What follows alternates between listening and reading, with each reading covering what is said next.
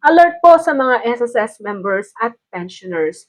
Ang RCBC at SSS ay nagbigay ng babala para sa inyo. Panoorin po ang video para dito.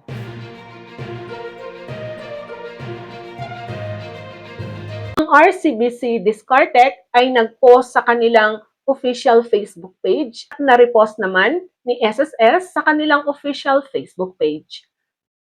Ang post ay patungkol na merong tumatawag na individual at nagpapanggap na SSS employees o kaya naman RCBC employees. Sinasabi nila na nagbibigay ng special assistance para i-update ang inyong profile kapalit ng inyong OTP o password.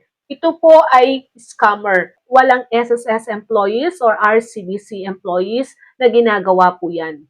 Lalong-lalo na kung ang kapalit ay OTP o kaya naman ang inyong password. So, sa pag-update po ng inyong profile, pwede ninyo itong gawin personal o kayo mismo ang gagawa sa pag-update ng inyong profile.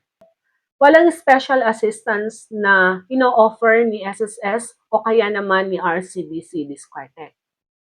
So, walang shortcut. Sa mga SSS members, lalong-lalo na po sa ating mga SSS pensioners, mag-ingat po tayo. Huwag po tayong basta-basta namimigay ng inyong OTP o password. So, yan po ang paalala ng RCBC Discartec sa inyo at ni SSS. So, yan lamang po ang ating balita para sa ngayong araw na ito. Have a nice day and God bless us all. Ito po ang inyong lingkod, Pro Information Hub.